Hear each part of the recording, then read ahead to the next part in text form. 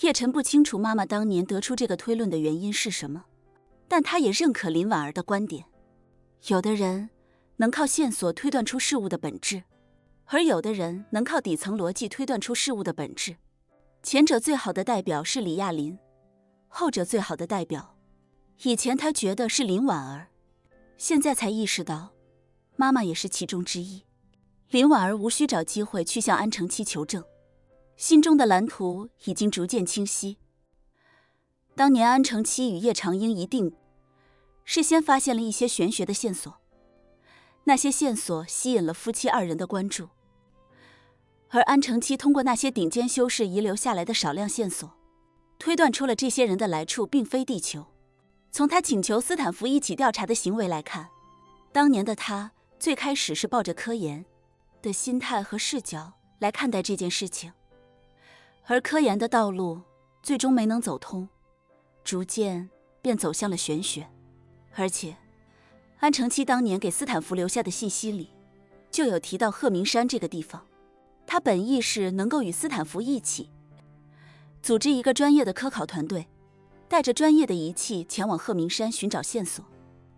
只是当时的斯坦福对他的判断嗤之以鼻，认为这个曾经的金融与互联网天之骄女不知道什么原因走上了令人扼腕的玄学道路，所以才做出了他对美利坚已经失去战略价值的判断。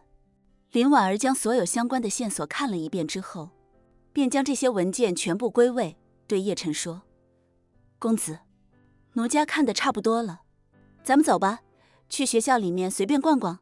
好。叶晨微微点了点头，与林婉儿一起离开校史馆。校长亦步亦趋地跟在两人身后。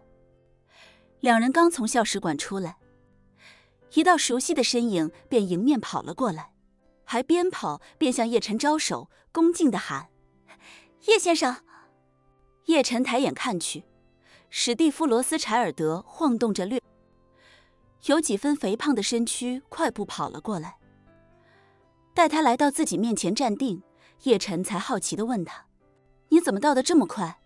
快吗？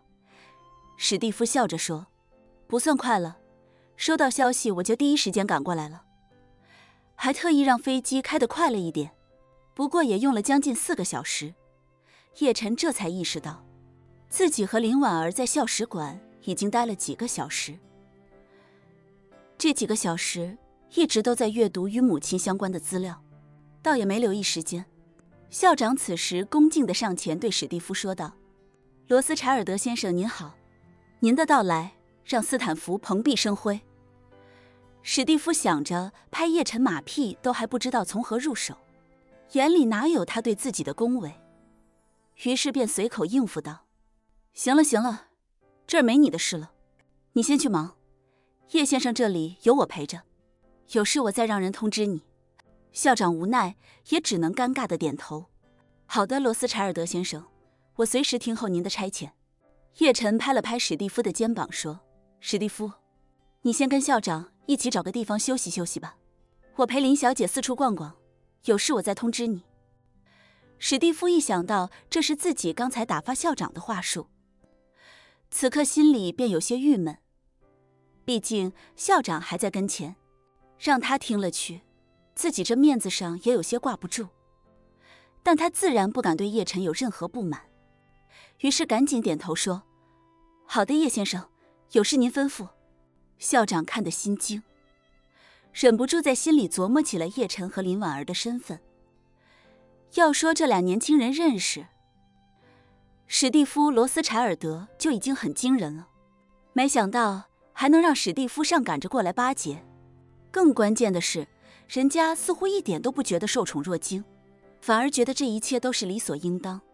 史蒂夫自作聪明地以为叶晨来斯坦福说不定是想把他身边那个女孩子送过来，于是便对校长说道：走走走，我们两个好好聊聊，我正好有事跟你说。校长一听这话，顿时大喜过望，不怕史蒂夫瞧不上他，就怕史蒂夫压根儿懒得瞧他。现在史蒂夫主动要跟自己说点事，这就证明自己起码有了跟罗斯柴尔德家族2号人物对话的机会。于是校长赶紧张罗让秘书在办公室安排会客，然后毕恭毕敬地请着史蒂夫去了自己的办公室。两人乘坐高尔夫球车去办公楼的路上，斯坦福的校长小心地问史蒂夫：“罗斯柴尔德先生，那两位东方面孔的年轻人跟您是什么关系？”史蒂夫也毫不避讳地说：“那个年轻男性是我的老板。”老板？校长听得瞠目结舌。一个东方面孔的年轻人，如何能成为罗斯柴尔德家族法定继承人的老板？这听起来就好像世界首富马斯克也跑出去给人打工了一样荒谬。史蒂夫见他愣神，便忍不住笑道：“怎么，很惊讶吗？”校长老老实实的点头，说：“惊讶，十分惊讶，而且无法理解。”史蒂夫淡淡道：“本来是不必要跟你说这些的，但既然这两位屈尊来了斯坦福，说不定以后还有用得上你的时候。你记住，那位叶先生就是我的老板，以后他来斯坦福就等于我来了。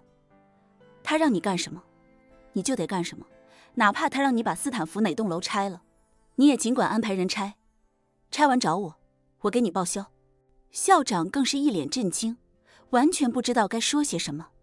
史蒂夫忍不住嘟囔一句：“傻愣着干什么？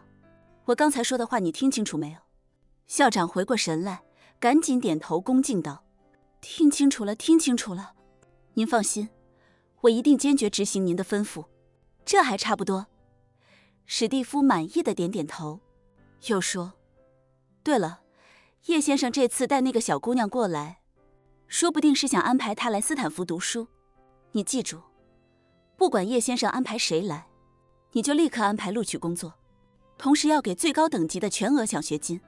另外，他安排谁进哪个学院，就必须安排这个学院最好的导师对接。敢有任何怠慢，你这校长也别干了。”校长赶紧说：“罗斯柴尔德先生，您都这么说了，就算让我给那位叶先生单独新建一个学院，我也没意见。您就尽管放10000个心。”史蒂夫笑着说：“你这个我就很满意了。你就记住一点，在斯坦福，见到叶先生比见到我还好用。”